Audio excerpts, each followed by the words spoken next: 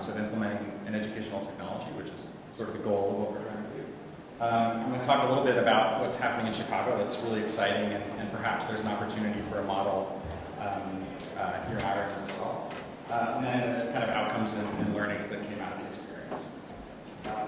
So just quickly, Ponder is a higher order literacy tool. That means extracting things like cause and effect from a text, or an inference, or discerning the credibility of a source, things that go beyond decoding sentences. And a common challenge when you're teaching a subject that deals with higher order literacy is how do you have your students practice it, and how do you watch them or try and manage their process through it? Because reading is an invisible process once you get beyond sentence decoding. So how do I look at my room full of students, or even more challenging, how do I look at my room full of students when they're at home doing their reading and try to gauge their how well they're doing with the text. Just to explain quickly to you what Ponder is, otherwise this story won't make any sense. Ponder is sort of a scaffold for the student to manage and organize their critical thoughts around a text.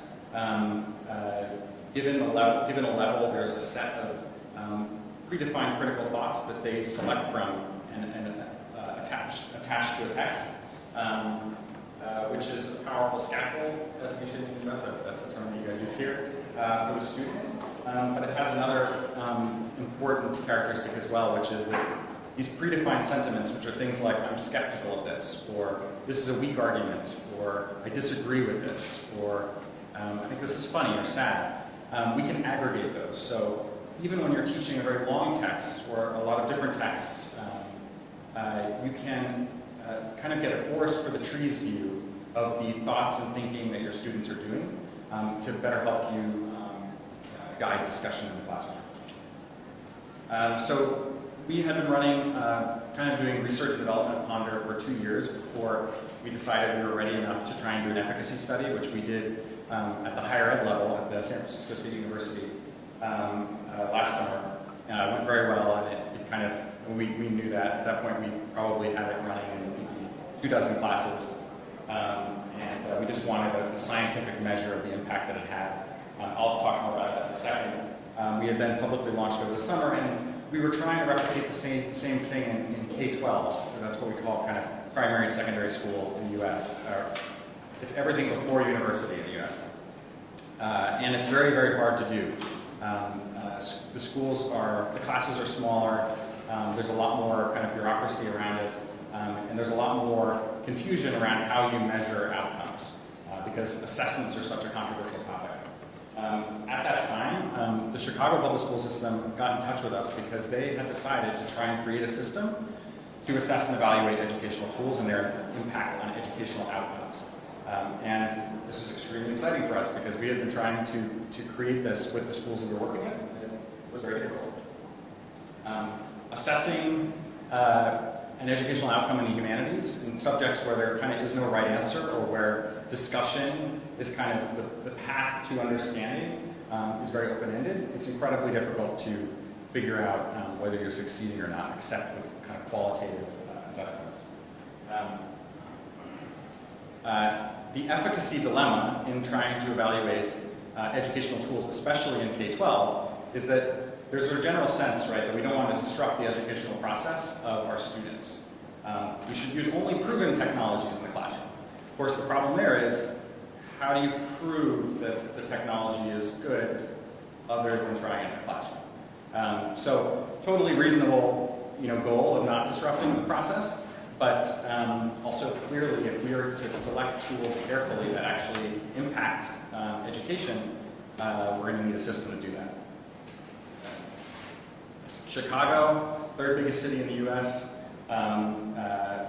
happens to have a very unique political setup relative to all the other big cities in the country. The school board is not elected separately from the mayor. They're appointed by the mayor. So in every other big city, the mayor and the school board fight all the time, and it's incredibly hard to make any universal decisions.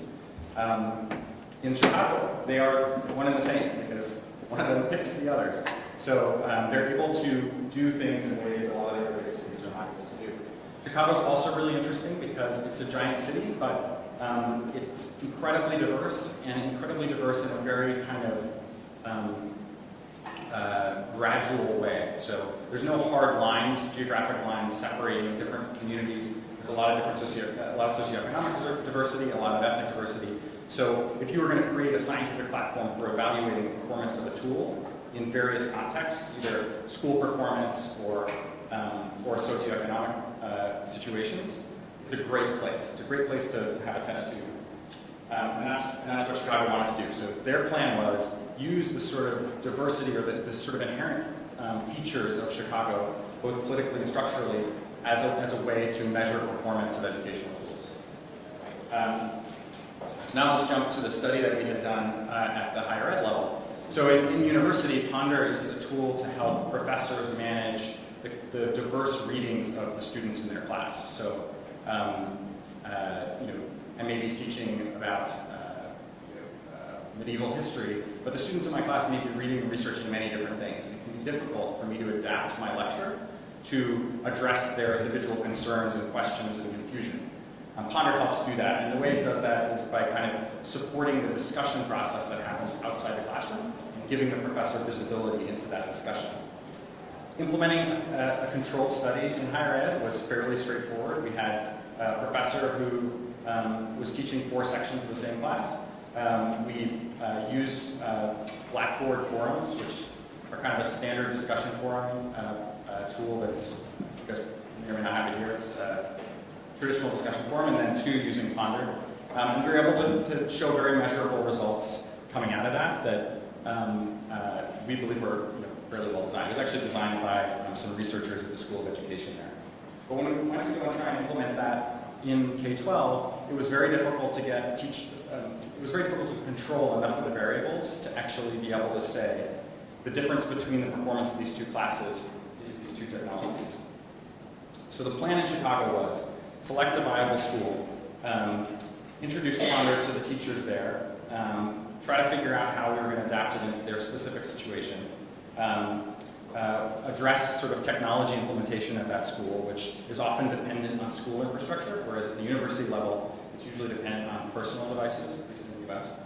Kind of kick off the first lesson in class with the teacher and with us there, and then kind of see how it unfolds, gather feedback, potentially make changes, iterate, and kind of watch the whole thing play out. The team consisted of a bunch of us from Ponder, a tech integration consultant that the Chicago Public Schools folks had hired, an educational research team that were designing the study, which was both evaluating the kind of quantitative measures we had around outcomes, as well as collecting survey data from students and the teacher. Then, of course, we had the school principal and the school teacher who were involved in making sure that this was going to work. There was some sort of fumbling that happened in the middle where we didn't end up being there for the first lesson that happened at the school. And it's possible that this story would have been a lot less interesting, and we would have learned a lot less from it if we had been there. But on the Ponder side, when the first day kicked off, we started to see these comments from students that didn't make any sense at all. So you can kind of see here, the name is what about. This is a student contribution. The text in script here is an excerpt that they basically quoted from the text. And they're saying that they disagree with this. The problem with disagreeing with this is a statement of fact from the author. So it doesn't really make sense to disagree with it. It would make sense to critique the logic of it or something like that. But we didn't know what to do with this. We didn't understand. Did the students not understand what they were doing? Did they not understand what they were reading? We were really confused by the process. So we actually internally realized that while we had seen a lot of successful classes in Ponder, we had never tried to qualitatively categorize the different types of responses that students gave. So we went and did that ourselves in order to try and understand what was going on in this class. This is kind of an example of a coherent thought. It's not especially insightful from a student, but the student is saying they understand that Chicago field laborers believed education was the ticket to a better life in America, a way out of the heat and dust of the fields.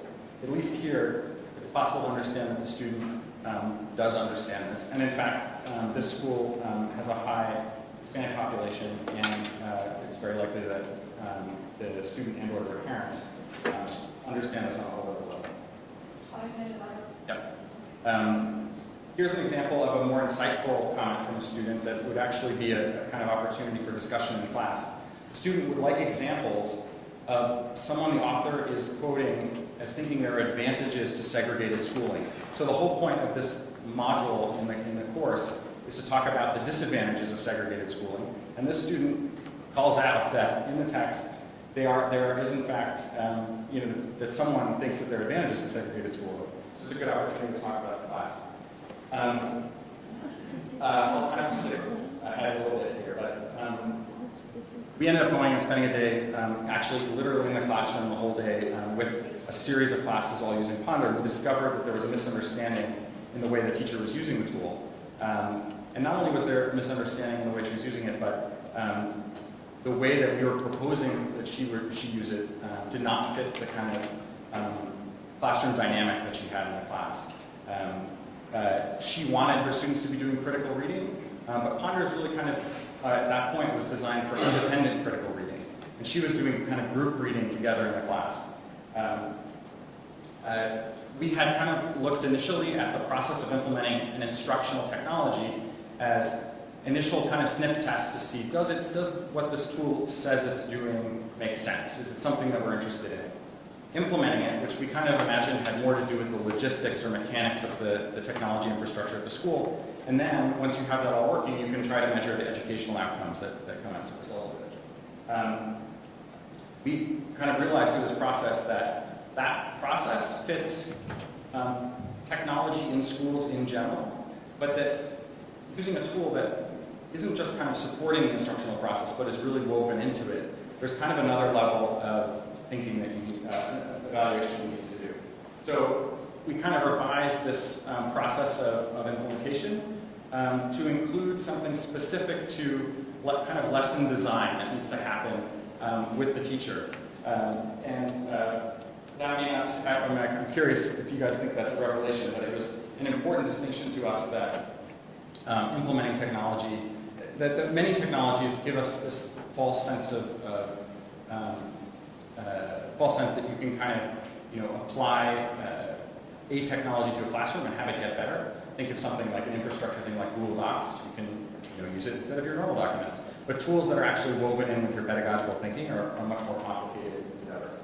So the learnings that we took away from this experience was included the fact that the teacher we were working with has this process that's ongoing that while it maybe needs to be, it could use some innovation, like all these changes that are coming through in the US and Ireland around digital literacy. Like we know we need to get there. We're not quite sure what that means yet. We're not quite sure how it changes everything. But the process that's in place today that's working is an important one, and we need to kind of actually work within that. Grade levels in the US, a given age level in one school does not actually equate to a grade level in another school, and that's often an uncomfortable reality that I think unseats technologies as you try to apply them to the general case. What is the actual kind of skill level of my 8th graders, and how does the fact that they might be a 6th grader at another school affect how we're going to implement this technology? I already spoke about behavior being an important part of that as opposed to academic level. Can your class read on their own together quietly, or do you need a structured reading process? The importance of the teachers, we've seen this again and again, kind of dwarfs the ability for the technology to enhance the classroom. If you've got an amazing teacher, they can do amazing things with nothing. And likewise, in the wrong environment, technology can have almost no impact on the classroom. And then finally, just that the process of implementation, I think, has been overlooked. Or this was our sense, having taken what the community felt about implementing technology in the classroom. Implementation was being given short shrift, and in fact, implementation is the horse that's pulling your cart of educational efficacy. So while it's important that we figure out how we're going to measure the impact, hopefully positive impact, of the tools we're using in the classroom, smoothing out the implementation process so that that's possible is a significant undertaking that process of which it still needs to be worked out. I think we're more or less out of time. Okay. I'd be happy to answer any questions. One of the topics we're keeping within the time. Questions? Anybody have any questions that they'd like very quickly? Yes. Predetermined comments to the spectrum.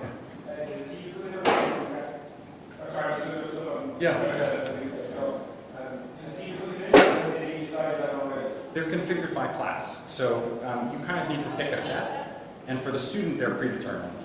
But for the teacher, you've figured out what your level is. Yeah, it's actually completely customized. And actually, one of the reasons we're here is the side comment is we're working on adapting it for Irish language, which we're looking for schools who are interested in being part of the pilot. But anyway, because you can imagine those predefined things, it's not hard to make that transition, and the tool works on it kind of anytime.